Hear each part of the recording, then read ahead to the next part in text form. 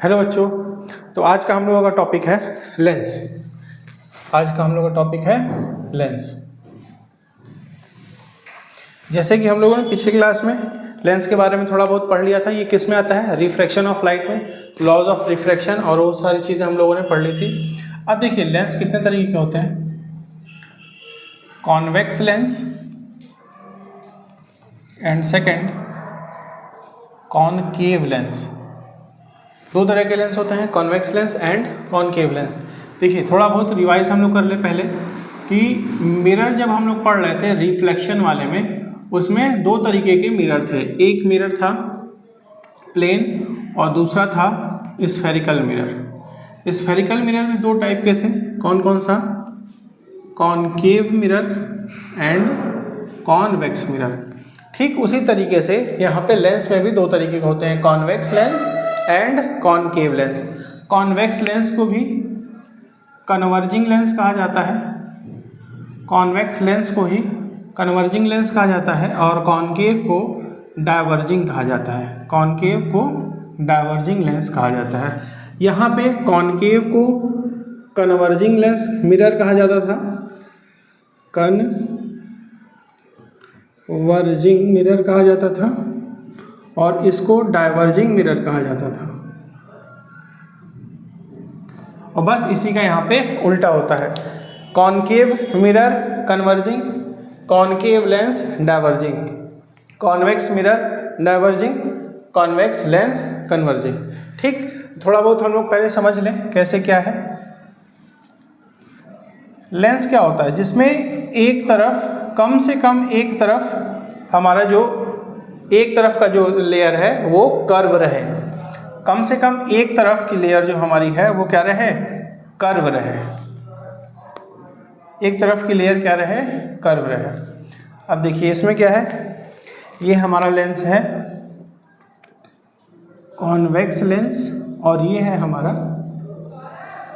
Concave lens. ये है हमारा कॉनकेव लेंस। यहाँ पे दोनों में डिफरेंस क्या है? यहाँ देखिए इसके बीच में जो मिडिल वाला पार्ट है, जो मिडिल वाला पार्ट है यहाँ पे थिन है, और ये जो साइड वाला पार्ट है यहाँ पे थिक है, और यहाँ भी क्या है? थिक है। बीच में पतला है, बीच में पतला है और साइड में क्या है? मोटा है। और लेकिन यहाँ पे इस वाले लेंस में क्या है? बीच में मोटा है। कॉन्वेक्स लेंस में बीच में मोटा है और साइड साइड में पतला है, साइड साइड में पतला है। तो बेसिक डिफरेंस तो यही है। जैसे कि आप लोग हम लोग को कुछ दे देगा हाथ में पकड़ने के लिए और पता करने के लिए, और पूछेगा कि इसमें से कौन सा लेंस कॉन्वेक्स लेंस है, कौन सा लेंस कॉनकेव लेंस है, तो हम लोग उसको टच करेंगे। टच करेंगे तो जो बीच वाला पार्ट होगा, जो बीच वाला पार्ट होगा थोड़ा सा उठा हुआ रहेगा। बीच वाला पार्ट थोड़ा सा उठा हुआ रहेगा, तो जो उठा वाला पार्ट है वो हमारा कॉन्वेक्स लेंस है, और बीच वाला पार्ट थोड़ा सा ऐसे गहरा रहेगा, थोड़ा सा इस तरीके से गहरा रहेगा। तो गहरा रहेगा, बीच में पतला रहेगा, तो उसको बोलेंगे हम लोग कॉनकेव लेंस। जैसे कि हम लोगों ने कहा कि कोई एक तरफ की लेयर क्या हो? हमारी कर्व हो। कोई भी एक तरफ की लेयर क्या हो? कर्व हो। तो कोई बच्चा ये भी कह सकता है ना कि सर ये इस तरीके से भी हो सकता है लेंस, क्योंकि एक जो लेयर है वो कर्व है। तो बिल्कुल हो सकता है। ये कौन सा लेंस है हमारा? Plano concave lens. अभी आगे चल के हम लोग पढ़ेंगे प्लेनो कॉनकेव लेंस। तो कुल मिला के कहना ये है कि कोई भी एक तरफ की लेयर क्या हो? हमारी कर्व हो, तो उसको बोलेंगे हम लोग लेंस। उसको क्या बोलेंगे हम लोग? लेंस बोलेंगे। ठीक है, तो अब थोड़ा सा हम लोग स्टार्ट करते हैं। कॉन्वेक्स लेंस के बारे में पहले पढ़ेंगे। कॉन्वेक्स लेंस के बारे में पढ़ेंगे। रे डायग्राम हम लोग को बनाना है, तो रे डायग्राम के डीएम क्या होंगे उसके बारे में हम लोग पहले समझेंगे। तो हम लोग क्या पढ़ेंगे पहले? Convex lens. कॉन्वेक्स लेंस इस तरीके से बनाएंगे हम लोग। ये बीच से एक लाइन खींच देंगे, ड्रॉ, बीच से लाइन खींच देंगे। तो लेंस का जो मिडिल पॉइंट होगा, लेंस का जो मिड पॉइंट होगा उसको बोला जाता है ओ। उसको क्या बोला जाता है? ओ। ओ का मतलब क्या होगा? Optical centre. ऑप्टिकल सेंटर, जो लेंस का मिड पॉइंट होगा उसको बोला जाएगा ओ। और इसी में जैसे हाँ ये ऑप्टिकल सेंटर। अब जैसे मान लीजिए कि ये वाली जो लेयर है ये कहीं जाके इधर तरीके से स्फीयर बना होगा, और ये वाली जो लेयर है ये कहीं ऐसे आके स्फीयर बना होगा। तो इस वाले स्फीयर का हमारा सेंटर इधर होगा और इस वाले स्फीयर का हमारा सेंटर इधर होगा। तो ये हो गया हमारा C1 और ये हो गया हमारा C2।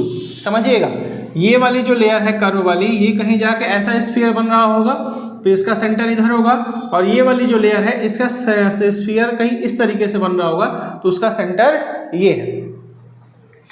और जब हम इन्हीं दोनों सेंटर को ऑप्टिकल सेंटर से होते हुए पास कर दें, इन दोनों स्फीयर के सेंटर को ऑप्टिकल सेंटर से करते हुए पास कर दें, तो जो लाइन पास करेगी उसको बोला जाएगा प्रिंसिपल एक्सिस। इस प्रिंसिपल एक्सिस से हम लोग अनजान नहीं हैं, मिरर में पढ़ चुके हैं। वो लाइन जो सेंटर, ऑप्टिकल सेंटर और दूसरे वाले स्फीयर के सेंटर को कनेक्ट कर दे उसको बोलेंगे हम लोग प्रिंसिपल एक्सिस। क्या बोला जाएगा हम लोग? प्रिंसिपल एक्सिस बोला जाएगा। ठीक उसी तरीके से अब ये ऑप्टिकल सेंटर हो गया, इसका ये मिड पॉइंट यहाँ पे हो जाएगा फोकस, और इसका मिड पॉइंट हो जाएगा यहाँ पे फोकस। दोनों की दूरी समान रहेगी, जितनी दूरी ये रहेगी उतनी ही दूरी ये, जितनी दूरी ये उतनी ही दूरी ये, सबका डिस्टेंस क्या होगा? इक्वल होगा। तो अब ये C2 है तो ये हो जाएगा हमारा F2, और ये C1 है तो ये हो जाएगा हमारा F1। तो यहाँ समझाने के लिए स्फीयर बनाया है। अब एक इसका क्लियर एक डायग्राम यहाँ पे पहले बनाया जाएगा। अब देखिए ये कर्व बना, ये बन गया कर्व, ये डॉटेड लाइन बीच से दोनों कोने को ज्वाइन करते हुए हम लोग आर पार करेंगे, और यहाँ पे जो मिड है, लेंस का मिड है, इसको बोला जाएगा ऑप्टिकल सेंटर, O से डिनोट करेंगे। ऑप्टिकल सेंटर से ही होते हुए हमारा एक लाइन ड्रॉ करेगी जिसको बोलेंगे हम लोग प्रिंसिपल एक्सिस। क्या बोलेंगे हम लोग? Principal axis. अब देखिए जैसे यहाँ पे C2 था, F2 था, ऑप्टिकल सेंटर, ऑप्टिकल सेंटर से कुछ दूरी पे, जैसे मान लीजिए 3 सेंटीमीटर पे F2 हो गया, और ठीक उतने ही 3 सेंटीमीटर पे यहाँ पे नया टर्म आएगा 2F2। यहाँ C2 है और यहाँ पे क्या आ जाएगा? 2F2 आ जाएगा। अब यहाँ पे देखिए F1 था ना, तो जितना डिस्टेंस ये था 3 सेंटीमीटर उतना ही ये होगा, और उतना ही डिस्टेंस यहाँ पे होगा F1। ठीक, और फिर F1 से यहाँ पे हो जाएगा हमारा 2F1। यहाँ पे C1 था, यहाँ पे 2F1 आएगा। क्यों आएगा? क्योंकि यहाँ देखिए ये हम लोग लेंस पढ़ रहे हैं, लेंस पढ़ रहे हैं, तो ये डबल फोकस, ये भी double focus, focus focus. F1 इधर आएगा लेफ्ट में, F2 राइट में। F1 के बाद मिरर में क्या होता था? सेंटर ऑफ कर्वेचर C से डिनोट करते थे, लेकिन यहाँ 2F1 से डिनोट होगा, कंफ्यूजन ना हो इसलिए। यहाँ पे 2F2 से। अब कहिए कि सर यहाँ पे दो फोकस कैसे है? हमने बताया ना भैया, यहाँ पे 2 स्फीयर से ये लेंस बन रहा है ना, 2 स्फीयर से लेंस बन रहा है, इसलिए 2 सेंटर होगा और 2 फोकस होगा। तो ये 2 फोकस हो गया और ये 2 सेंटर हो गया। ये हो गया हमारा ऑप्टिकल सेंटर, लेंस का मिड पॉइंट, लेंस का मिड पॉइंट हो गया हमारा ऑप्टिकल सेंटर। जैसा कि हम लोगों ने देखा यहाँ पे convex lens is a converging lens, convex lens is a converging lens. Converging का मतलब ये होता है कि सारी लाइट जो भी होंगी आपस में क्या हो जाएंगी? कन्वर्ज हो जाएंगी। कन्वर्ज मतलब कि एक्चुअली में मीट करेंगी। क्या करेंगी? मीट करेंगी, आपस में मिल जाएंगी, मतलब कि फैलाव नहीं होगा, आपस में मीट हो जाएंगी, आपस में मिल जाएंगी, उसको बोलते हैं हम लोग कन्वर्जिंग लेंस। तो ये हो गया हमारा कॉन्वेक्स लेंस का कन्वर्जिंग लेंस।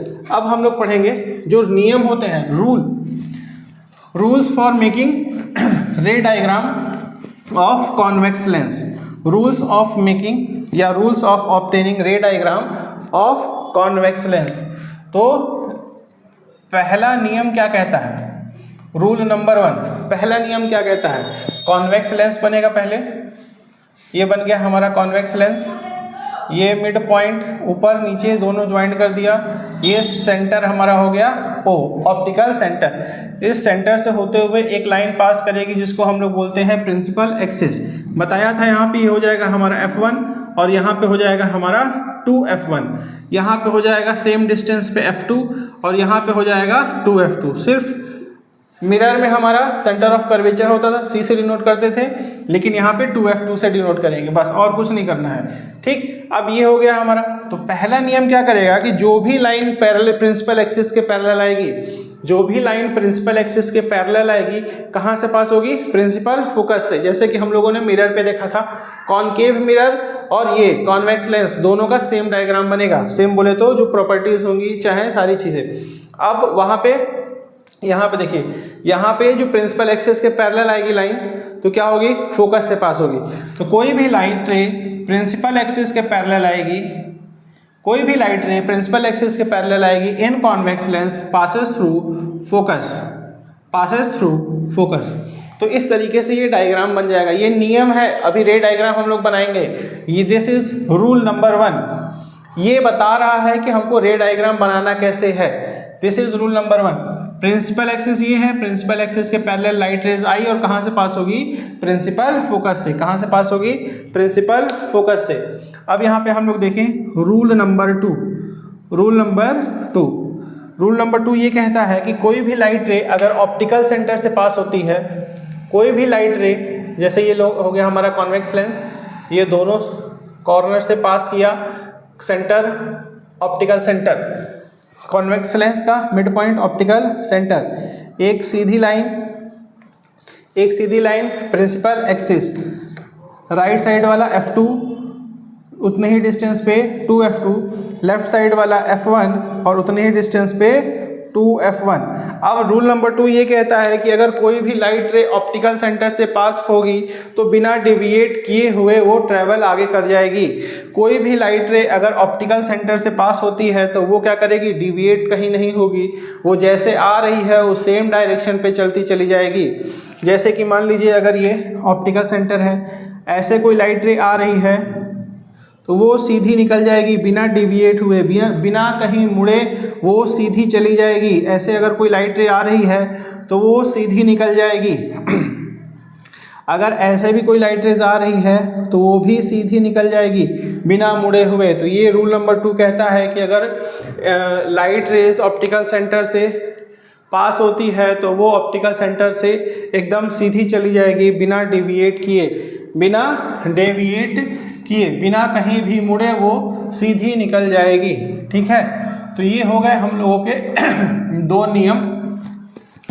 ये हो गए हम लोगों के 2 नियम। एक नियम और है जिसको हम लोग यहाँ पढ़ते हैं, एक नियम और है जिसको हम लोग पढ़ते हैं, और वो नियम है रूल नंबर 3। वो नियम है रूल नंबर 3। ये हो गया हमारा कॉन्वेक्स लेंस, ये मिड पॉइंट ऑप्टिकल सेंटर, ये एक सीधी लाइन ऑप्टिकल सेंटर से पास होते हुए क्या हो गई? प्रिंसिपल एक्सिस, सेम डिस्टेंस पे f2, राइट में 2f2, लेफ्ट में f1 और उससे लेफ्ट में 2f1। 3-3 सेंटीमीटर का अगर आप लोग खींचेंगे तो रे डायग्राम बनाने में दिक्कत नहीं होगी। अब तीसरा नियम क्या कहता है? Rule number 1, rule number 2, rule number 3। तीसरा नियम ये कहता है कि अगर कोई लाइट रे फोकस से पास हो रही है, अगर कोई लाइट रेज फोकस से पास हो रही है तो प्रिंसिपल एक्सिस के पैरेलल चली जाएगी।